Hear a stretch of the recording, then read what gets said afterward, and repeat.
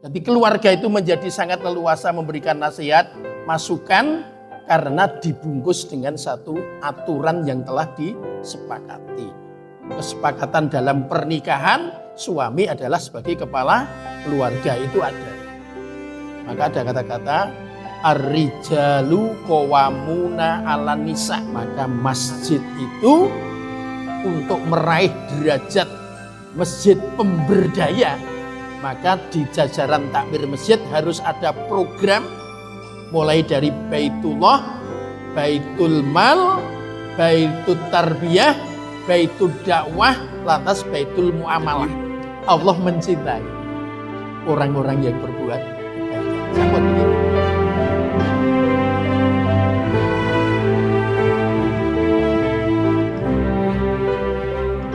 Assalamualaikum warahmatullahi wabarakatuh. Alhamdulillahi rabbil alamin. Wassalatu wassalamu ala asyrafil anbiya'i wal mursalin wa ala alihi wa sahbihi ajma'in, amma ba'du. Bapak beserta ibu-ibu jamaah Masjid Besar Sleman Kota yang kami hormati, alhamdulillahirabbil alamin, kesempatan pada pagi hari ini kita masih diberikan kekuatan, taufik serta hidayah dari Allah Subhanahu wa taala, sehingga pada pagi hari ini kita diberikan kesempatan, kelonggaran, dan didorong hati kita untuk berangkat melaksanakan sholat subuh berjamaah, dilanjutkan dengan kajian. Mudah-mudahan dengan kajian nanti bisa menambah keimanan serta ketakwaan kita kepada Allah Subhanahu wa taala. Amin ya rabbal alamin. Sehubungan pengajian pada pagi hari ini, sudah mendekati bulan Ramadan, kami ingin menyampaikan 9 hal. 9 hal, insya Allah nanti waktunya mencukupi. 9 hal ini yang akan kita jadikan sebagai pedoman untuk menjalankan nanti ibadah di bulan Ramadan. Yang pertama, memasuki bulan Ramadan hendaknya dalam bahasa yang mentereng itu positive thinking. Kita ini harus punya pikiran yang positif. Jadi bertemu dengan banyak orang, apalagi kita bertemu di tempat ibadah, itu dibiasakan husnudzon, punya prasangka yang baik.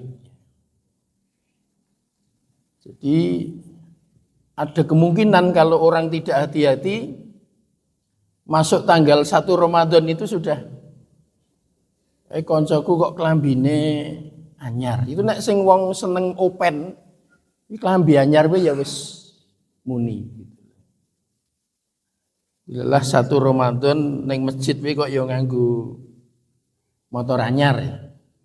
Itu nek sing seneng open, semangkian sing iso tuku motor anyar. Itu karena startnya sudah negatif thinking.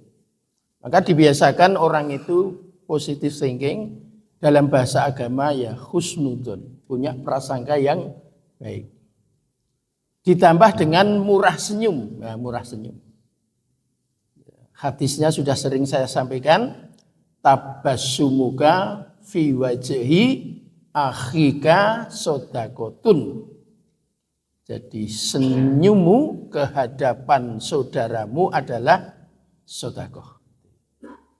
Itu yang pertama. Jadi sekali lagi yang pertama ini, penampilan kita nanti masuk bulan Ramadan itu ketemu siapapun adalah husnudzon, punya prasangka yang baik, punya pemikiran yang baik, pikiran yang baik.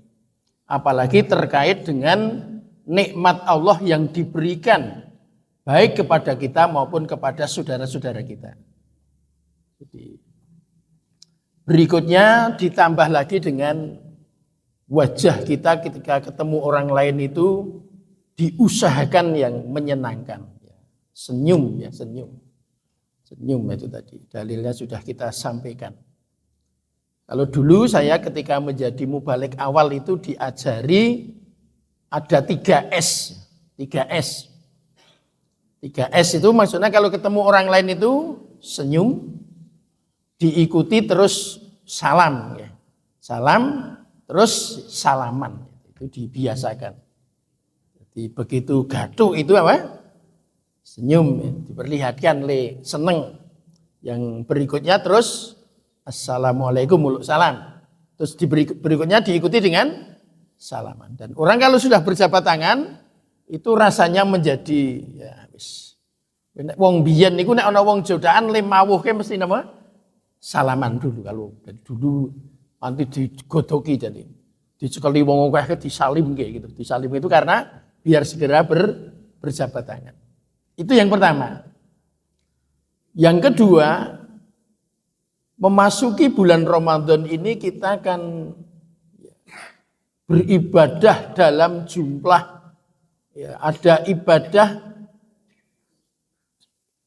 kualitasnya atau kuantitas ibadahnya itu banyak, kuantitasnya banyak. Lantas menuntut kualitas. Jadi memang ibadah di bulan Ramadan itu dituntut kualitas, kualitas. Bagaimana supaya kualitasnya bagus? Nah, itu kan kadang-kadang manusia itu juga ada lupa. Al-insanu makhalul khata' wa nisyan. Jadi manusia itu menjadi tempat salah dan lupa. Artinya kita tidak boleh menyengaja salah dan kalau menyengaja lupa itu tidak ada istilahnya ya. Kalau tok lupa kan tidak ada ya. Menyengaja salah itu tidak boleh. Tapi kalau ada orang lain yang berbuat salah, itu kita harus ya memaafkannya. Jadi karena kita tahu bahwa manusia yang sempurna, para ulama sepakat orang yang sempurna itu ya tidak pernah salah, hanya siapa? Nabi Muhammad sallallahu alaihi wasallam. Kemarin ada penghitungan ya, ada orang menghitung. Kan kita ada ibadah yang mengikuti pola yang dicontohkan oleh Nabi Ibrahim ya. Contohnya haji. Akhirnya dihitung, Pak. Kira-kira dari sekarang Nabi Ibrahim dulu peristiwa dengan Ismail itu sudah berapa tahun? Itu dihitung oleh orang pinter gitu. Sampai sekarang ini sudah 3.500 tahun. Berarti jarak antara Nabi Ibrahim sampai Nabi Muhammad berapa tahun? 2.000 tahun. Panjang. Ya, artinya dulu ketika Nabi Muhammad mendapatkan informasi lewat Al-Quran bahwa dulu pernah terjadi seperti ini, itu sudah 2.000 kita ini sekarang informasi tentang Nabi Muhammad sudah 1447 tahun Hijriah. Dan kalau sampai ke Nabi Ibrahim sudah 3.500 tahun. Sudah cukup panjang. Nah, di dalam peristiwa itu, Bapak serta Ibu-ibu yang kami hormati, kita ini dalam menjalankan syariat agama Islam itu tentu saja ya tadi kan yang tidak pernah salah hanya Nabi Muhammad. Sementara kita kadang-kadang salah, kadang-kadang lupa. Sehingga diperlukan, kita ini memerlukan orang lain ya. Kita ini memerlukan orang lain untuk apa? Apabila kita berbuat yang tidak pas itu, entah karena memang lupa atau karena memang ya kadang-kadang ada sedikit kesengajaan. Contoh sedikit kesengajaan itu apa? Marah. Orang lain agak keliru dikit, wah kita langsung apa gitu. Sehingga untuk memudahkan supaya kita ini kalau diingatkan salahnya oleh orang lain itu punya kelonggaran untuk menerima, itu diperlukan yang namanya organisasi. Kelompok. Kita punya tim, punya ummah ya. Maka dalilnya wal takum minkum ummatu yad'una ilal khair wa ya'muruna bil ma'ruf wa yanhauna 'anil munkar wa ulaika humul muflihun. Surah Ali Imran, surah ketiga ayat ke-104. Kan nanti kita memasuki bulan Ramadan, ini ada panitia Ramadan, juga ada takmir masjid ya. Ini kita ikuti pola-pola yang telah ditetapkan berdasarkan rapat-rapat. Ya, dibiasakan ya. Saya dulu ketika belajar organisasi itu dipesankan begini. Organisasi itu harus rapat. Kita rapat soalnya sini ini apa? Manusia-manusia banyak. Kalau rapat ditulis ya. Isinya rapat niku ditulis. Dan rapat itu harus memutuskan. Jadi kudu wonten putusane. Putusane dipun tulis. Terus yang ditulis itu dilaksanakan. Dan yang tidak sesuai dengan putusan rapat bisa diberikan penjelasan berupa nasihat dan lain-lain. Mas nyuwun ngapunten jenengan ketoke mboten pas kalih hasilé rapat wingi nggih mung sekedar mengingatkan kajengen sami kalian menapa ingkang dados putusanipun rapat. Itu jadi maka ya'muruna bil ma'ruf wa yanhauna 'anil munkar. Jadi memang mengajak kebaikan dan mencegah kemungkaran itu akan menjadi sangat indah kalau dibungkus dengan satu organisasi. Ya contoh yang paling gampang organisasi terkecil itu kan keluarga ya. Organisasi terkecil itu keluarga. Suami itu dengan leluasa bisa menasihati istri kan karena ada bungkusnya. Ada proses ijab kabulnya. Ketika sudah dinyatakan ini laki-laki sebagai suami kan menasihati istri itu ada kelonggaran. Tak kandhani ya wong kowe iki bojoku. Padahal gitu kan rada apa? Jadi kelonggaran. Istri juga begitu. Nggih kula nderek jenengan wong jenengan niku suami kula. Jadi ada karena dibungkus itu. Nah itu oleh agama sudah dinyatakan. Tapi kata-katanya kan ummah. Wal takum minkum ummatun yad'una ilal khair wa ya'muruna bil ma'ruf wa yanhauna 'anil munkar wa ulaika humul muflihun. Mohon maaf saya masih ingat dulu tahun 86. Lama sekali ya. Tahun 86 ten kulon lapangan Kuncen ya, lapangan asri Wiro Brajan niku. Kulon derek refreshing namanya. Refreshing. Dan ayat yang disampaikan ini, wal takum minkum ummatu yad'una ilal khair wa ya'muruna bil ma'ruf wa yanhauna 'anil munkar wa ulaika humul muflihun. Yang mengajar tidak tanggung-tanggung, alumni Mesir, Bapak Kiai Haji Ahmad Ashar Bashir MA. Lalu saya kemutan papan tulisnya belum seperti sekarang. Belum ada LCD dulu. Biar modelnya saya proyektor nih kok, proyektor. Mulang ngangge papan tulis ngangge apa? Papan tulis hitam pakai kapur yang masih apa itu? Saya masih ingat di depan Pak Kiai ngajeng nyerat itu saya kemudian. Nah, ketika menjelaskan itu, maka keluarga atau organisasi ummah itu bisa diartikan keluarga, bisa diartikan organisasi. Kalau memang itu organisasi terkecil ya keluarga itu. Jadi keluarga itu menjadi sangat leluasa memberikan nasihat, masukan karena dibungkus dengan satu aturan yang telah disepakati. Kesepakatan dalam pernikahan, suami adalah sebagai kepala keluarga itu ada. Maka ada kata-kata ar-rijalu qawwamuna 'alan nisa. Ar-rijalu qawwamuna 'alan nisa. Laki-laki itu menjadi pemimpin atas perempuan, maksudnya suami itu menjadi pemimpin atas istrinya. Dan sekarang ada tafsir namanya tafsir kontemporer ya. Tafsir kekinian itu menafsirkannya begini. Suami itu bertanggung jawab penuh terhadap istrinya. Jadi bahasanya bertanggung jawab penuh.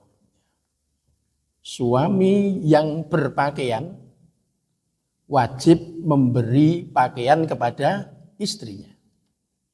Suami yang makan wajib memberi makan istrinya. Suami yang berbahagia wajib membahagiakan istrinya. Nah, itu bisa dilanjutkan ya. Ibu-ibu, bapak yang kami hormati, yang tidak boleh adalah, yang tidak boleh apa? Yang tidak boleh.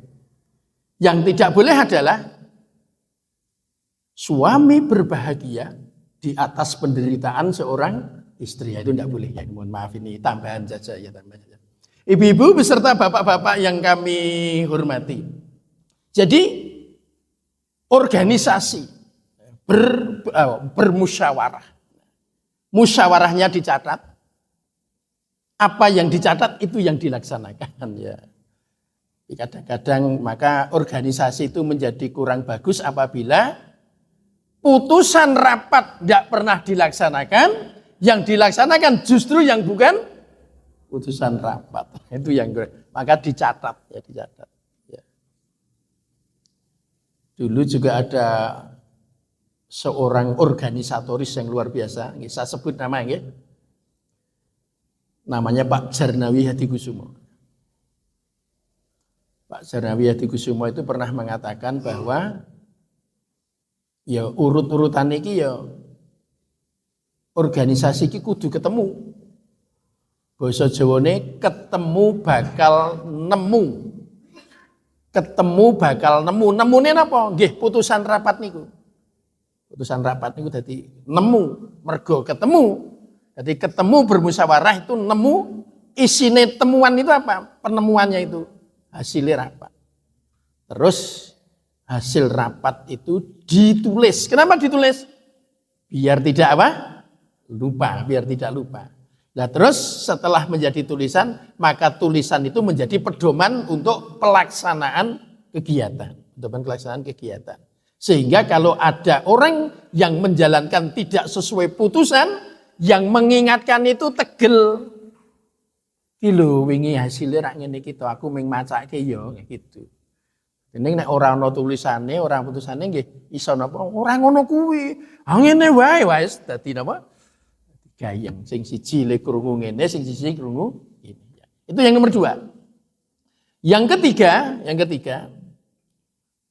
di dalam dunia Islam itu diyakini bahwa orang itu harus ada pertemuan seperti organisasi tadi, yang pertemuan itu untuk bisa mengembangkan sisi rohaniyah biar seimbang dengan jasmaniyah. Itu sering disebut dengan istilah dalam bahasa kita ya, kajian atau pengajian. Pengajian atau kajian itu ya, kalau di luar bulan Ramadan kan minimal seminggu sekali. Kalau di bulan Ramadan kita bisa membayangkan kajiannya sehari semalam bisa tiga kali. Subuh pengajian, ba'dal ngasar sebelum maghrib pengajian, setelah tarawih juga pengajian. Kita punya keyakinan, semangat untuk mengikuti pengajian itu tinggi. Kalau di luar bulan Ramadan itu disarankan orang itu ngaji itu minimal sepekan ya. Dalam 7 hari itu 2 kali. Kalau bagi seorang laki-laki kan sudah ketemu di Jumatan 1, kedua nanti ada pengajian 1 kali lagi. Kalau lebih dari itu sudah bagus. Maka ada pengajian yang rutin yang dilaksanakan dalam 1 pekan. Dalam rangka untuk lebih meningkatkan itu supaya terjadi keseimbangan antara perkembangan jasmani dan perkembangan rohani. Bapak Ibu hormati, kenapa harus seimbang? kita tahu bahwa ya manusia itu kalau dari bayi ya, remaja. Pas remaja itu sebenarnya orang itu sudah harus mendapatkan siraman rohani. Ya kita ini kan sudah terlanjur 40 tahun. Ada yang sudah 50 tahun, ada yang sudah 60 tahun, ada yang sudah 70 tahun. Mohon maaf ya saya agak mundur sedikit ya. Dulu saya pernah mendapatkan makalah. Makalah itu yang menyusun Ibu Susilo Ningsih. Bu Susilo Ningsih itu istrinya Bapak Dr. Kuntowijoyo. Masih emut ya. Karena kemutan Bapak Dr. Kuntowijoyo.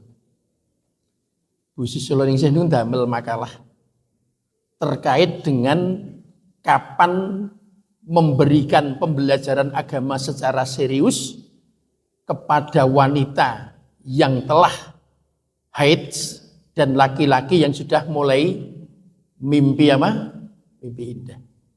Di dalam makalah beliau itu dulu dikatakan begini.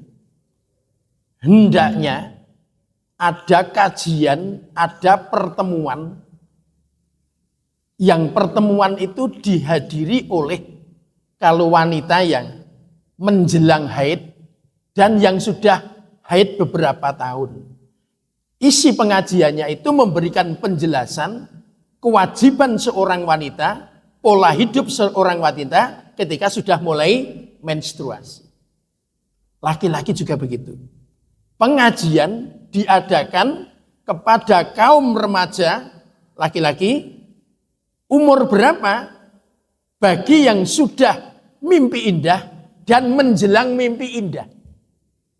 Sehingga ketika seorang laki-laki itu mimpi indah, sudah punya apa? Saya harus seperti ini.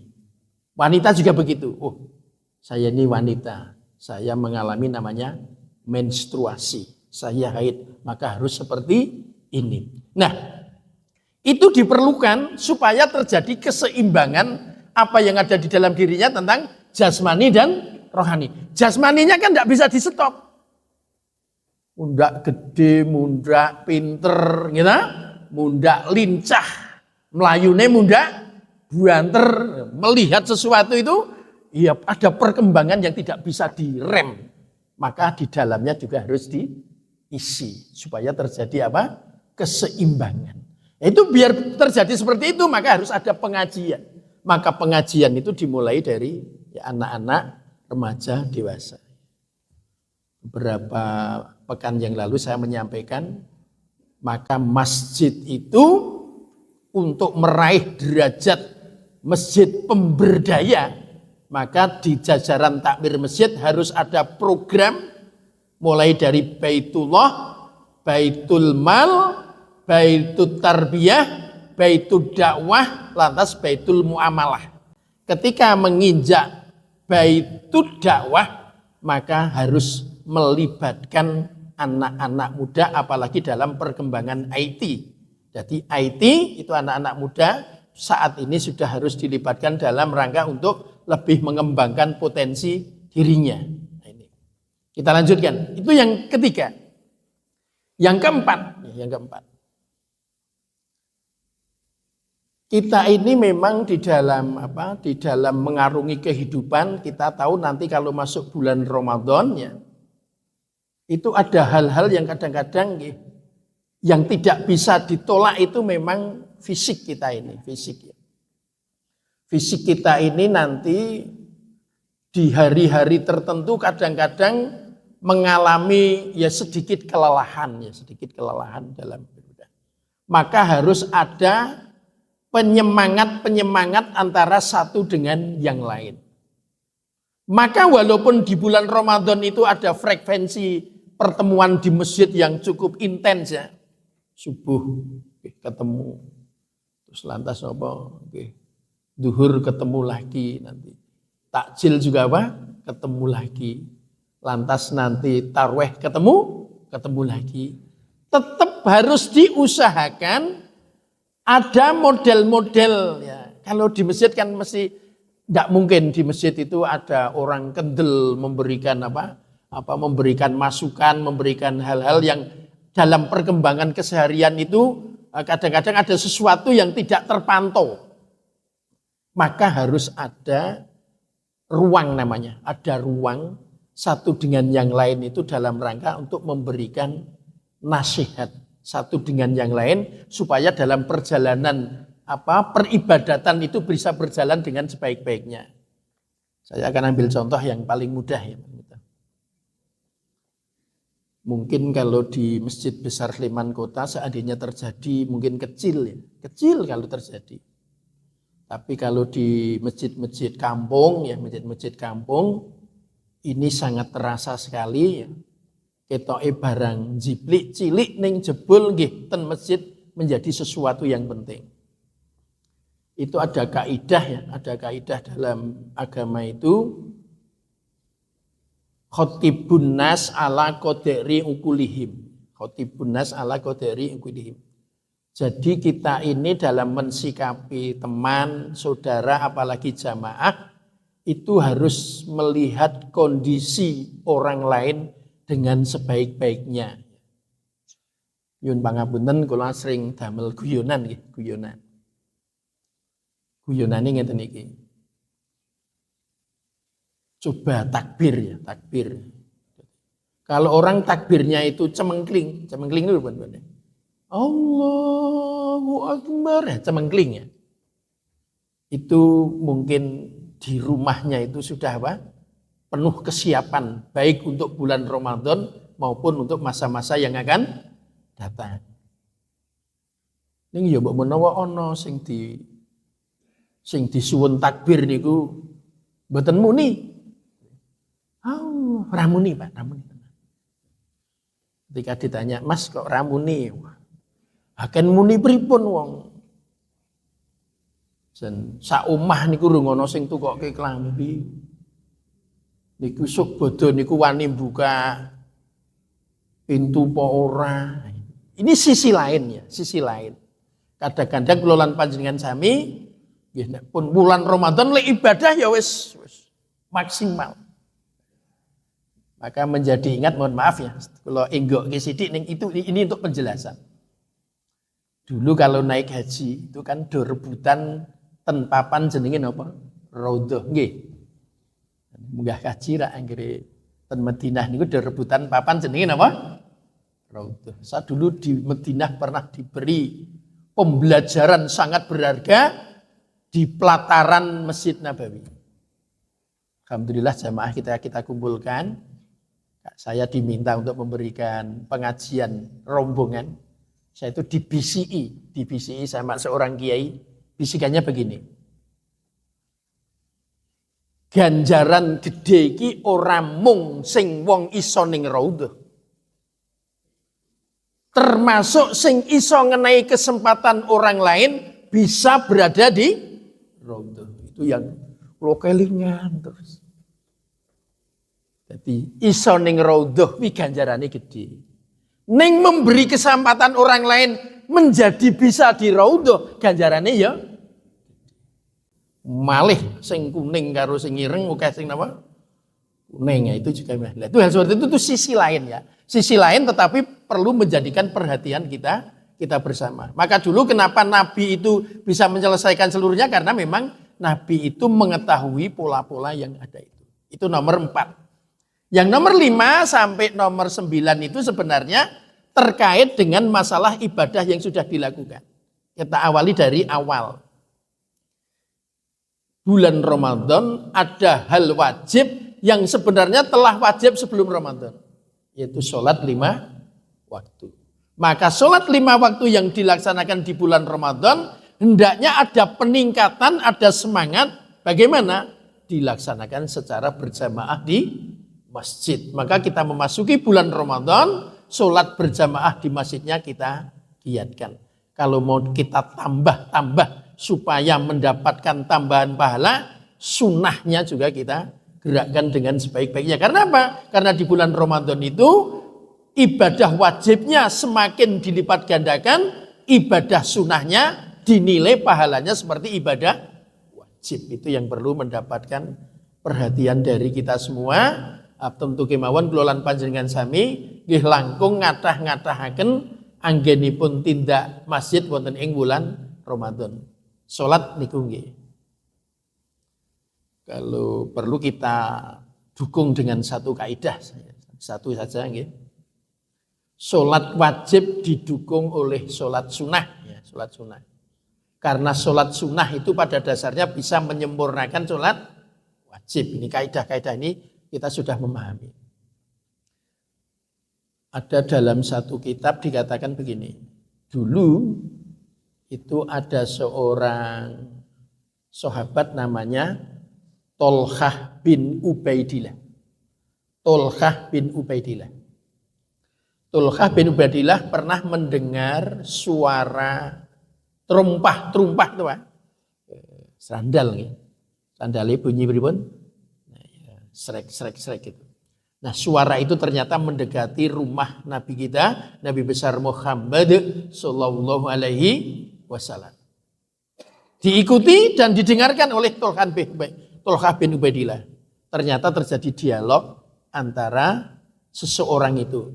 Dalam kitab itu disebut orang itu adalah berambut kumal dari penduduk Najd itu. Apa isi dialognya itu? Ketika terjadi pertanyaan, ya Rasulullah, perbuatan apakah yang paling baik? Yaitu sholat 5 waktu. Ditanya lagi setelah itu apa? Jawabnya, la ila anta towa'a. Tidak aja kecuali engkau mau melaksanakan sholat sunat. Artinya apa? Bahwa setelah sholat wajib, yang akan menyempurnakan sholat wajibnya itu adalah sholat sunat. Itu. Yang kedua, puasa kita. Kalau puasa tidak bisa disempurnakan dengan sunnah di bulan Ramadan, karena apa? Puasa itu menjadi perintah. Puasa di bulan Ramadan itu menjadi puasa wajib yang tidak mungkin ada tambahan sunnah selama di bulan Ramadan. Maka puasanya itu yang harus kita laksanakan dengan sebaik-baiknya dengan berbagai kesunahannya. Kesunahan di melaksanakan ibadah puasa itu apa? Mengakhirkan makan sahur. Mengakhirkan makan sahur itu kesunahannya. Di siang harinya ya menahan hawa nafsu. Nanti didukung oleh kaidah berikutnya ya. Kalau waktunya sudah berbuka ya segera berbuka ya. Kemarin kami mendampingi seorang dokter, ada anjuran minum apa? Air putih ini tetap 8 gelas ya. Selama bulan Ramadan. Caranya minum kemarin diajari. Caranya minum diajari. Sebelum berbuka, setelah berbuka, satu gelas. Gelasnya kecil, bukan besar. Gelasnya kecil. Ahli gizi kemarin yang ceramah ya. Sebelum berbuka 1 gelas. Setelah berbuka 1 gelas. Sebelum tarawih 1 gelas. Setelah tarawih 1 gelas. Sebelum tidur 1 gelas, bangun tidur 1 gelas, sebelum sahur 1 gelas, setelah sahur 1 gelas, pas berapa? 8. Ini yang anjurkan dokter ya. Kemarin kami mendampingi dokter gizi, beliau mengajarkan seperti itu ya. Terus diusahakan makannya itu ibarat piring, nasinya 1/6. Piringnya itu 1/6, nasinya 1/6. Aliyane iki sayur, buah sama lauk. Dadi lauke 1/6 piring dadi kira. Niku mangke ndadekke siange niku awake napa? Masale nek diukai segone jarene mangke jam 09.00 niku pun napa? Ngantuk. Ibu-ibu, bapak yang kami hormati ya. Kita tambahkan jadi setelah sholat puasa itu sendiri terus zakat. Zakat itu nanti diiringi dengan infak sedekah. Nah, kami tadi di awal-awal sudah menyampaikan sebuah hadis yang berbunyi tabassumuka fi wajhi akhika sedekatun.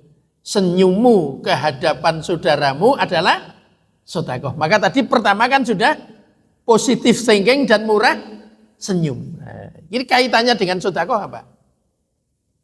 Dalilnya dulu ya, dalilnya dulu. Di tafsir At-Tanwir itu kan dikatakan begini.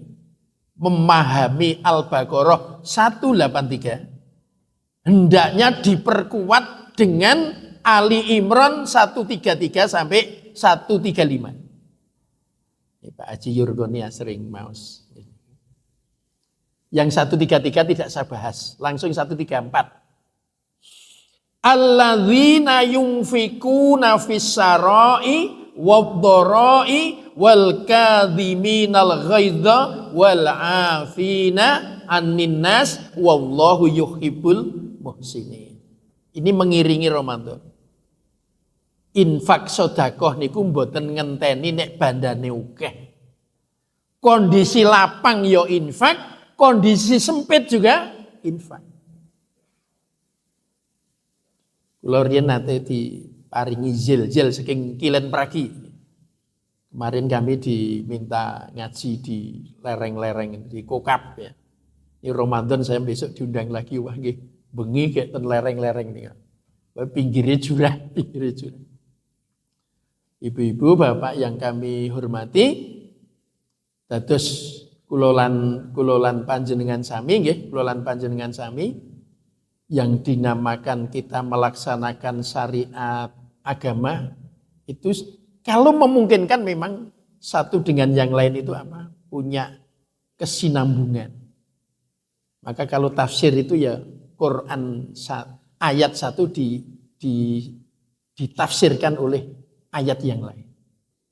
Maka kita dalam melaksanakan ibadah puasa di bulan Ramadan itu tidak menunggu longgar rezekinya. Sempit pun dilatih untuk apa? Sedekah. Dan Kilen Pragi keluarnya nanti diwarai ngeten iki. Ngaji. Adoh we mangkat apa meneh cerak itu yel-yele. Nah, ditambah lagi selama bulan Ramadan itu kita harus rajin yang namanya membaca Al-Qur'an. Untuk membaca Al-Qur'an ini ya mohon maaf ya. Tadi saya selesaikan dalilnya ya, yang alladzi tadi sebelum baca Quran dalilnya kami selesaikan.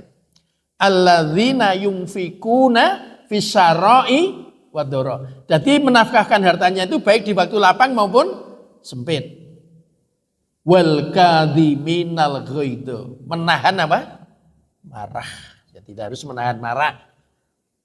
Nek Ramadan isih nesu ya apa meneh apa? Ngeleh we nesu apa meneh apa? Ora kena bulan Ramadan malah duwe alasan lah nesu mergo ngeleh ndak boleh ya. Kondisi lapar pun marah apalagi nek wal afina aninas dibiasakan masuk di bulan Ramadan itu apa? Orang lain yang pernah berbuat salah kepada kita, belum sempat minta maaf kepada kita datangi, kita maafkan. Kita datangi, kita maafkan. Ayo dhewe lho Pak sing tonggoku nek rata nang ngapura iso bahaya kae. Tak paranane tak nene ngapura. Apa meneh ling nang ngapura ana pluse. Dik jan kowe iki lali tenan ya kowe rak tau kleru karo aku to. Wis 2 tahun lho kowe iki ora njaluk ngapura karo aku ning ya ora apa-apa. Arep kowe ora njaluk ngapura wong aku bar ngaji wal afina aninas. Dadi wong sing paling apik iki jarine nek ana tanggane sing kleru rung sempat njaluk ngapura di ngapura. Aku arep ngamalke dalil kuwi ya Dik ya. Wis kowe tak ngapura plus tak tambahi gula 2 kilo. Wis marani ngenai ngapura plus napa? Wah luar biasa gitu. Wallahu yuhibbul muhsinin ya. Allah sudah menjanjikan kepada kita semua bahwa Allah mencintai orang-orang yang berbuat kebaikan. Sampun niki genepi. Terus di akhir-akhir Al-Qur'an, untuk Al-Qur'an kita bahas secara cepat ya, secara cepat. Kenapa Al-Qur'anul Karim harus dibaca? Secara cepat ya, detik-detik terakhir nih, pun terakhir. Kita tahu ya, Allah Subhanahu wa taala itu sebenarnya sudah ya Allah kan dalam Asmaul Husna itu Allah itu kan adil kepada siapapun. Tidak ada ceritanya Allah tidak adil. Allah itu adil. Kita ini diberi namanya nur cahaya. Jadi setiap rumah umat Islam ini oleh Allah diberi apa? Nur cahaya. Tetapi ketahuilah nur cahaya sing diparingke dening Allah ning awake dhewe niki ana sing mepet-mepeti. Ben ora tembus niku di napa? Dipepet-pepeti. Lah sing mepet-mepeti jenenge asyaiton. Maka ada buku judulnya Buyut Latadkhuluha Asyayatin. Rumah-rumah agar tidak kemasukan apa? Asyaiton. Itu syaratnya kita harus menghilangkan halangan ini. Jadi nur cahaya niku ben iso mlebu dinapake sing ngalang-alangin niku kudu dinapa? Singkirke. Carane nyingkirke satu, rumah itu tiap hari harus untuk membaca Al-Qur'an bendino. Wis nggih. Gitu kan. Lah maka dari itu membaca Al-Qur'an itu ya kita sendiri yang membaca Al-Qur'an setiap hari di rumah itu harus kita baca. Nah, yang kedua, dibiasakan rumah itu walaupun sehari semalam sekali untuk sholat sunat, walaupun hanya sekali. Baru yang ketiga, kalau harta benda kita sudah sampai nisab, haul ya, jangan sampai kita melewati bulan Ramadan dalam kondisi harta benda kita terlupakan tidak dizakati. Walaupun zakat itu tidak ada kaitannya dengan bulan Ramadan. Ramadan ini kewajiban dewe, zakat juga kewajiban dewe. Ada saja zakat itu diberikan di luar bulan Ramadan karena sudah waktunya tadi. Tetapi jangan sampai terjadi melewati bulan Ramadan terjadi pelanggaran yang terkaitan dengan harta benda. Mulane nek Ramadan ya runggu ngelingke tenan, bandane ya ditung tenan Ramadan niku. Ojo nganti ana sing kececer nanti masuk hari raya Idul Fitri masih punya harta pirang-pirang yang belum dibereskan. Ibu-ibu paling hormati, jadi ini beberapa hal sekedar untuk penyemangat besok memasuki bulan Ramadan. Nek yel-yele tetap sami kali riyen kali sakniki padha nyuwun dipun terokaken niki ming yel-yel enteng-entengan niku. Ajengin mangke takmir masjid kalih panitia masjid niku saged melaksanakan zil-zil niki nggih. Dipun tirokaken kompak monggo. Niki le ngendika kompak dereng kompak. Kompak. Sabar. Ra tau nesu. Kula titip 3 niku mawon untuk menjalankan roda pemerintahan, roda pengorganisasian dalam rangka menjalankan ibadah di bulan Ramadan. Mbok pilih makaten iki saged kula aturaken wonten galap gangsulipun atur nyuwun pangapunten, monggo dipun syukuri sarengan kanthi waosan doa akhir majelis kula dherekaken. Subhanakallahumma wa bihamdika asyhadu an la ilaha illa anta astaghfiruka wa atubu ilaik. Alhamdulillahirabbil alamin. Assalamualaikum warahmatullahi wabarakatuh.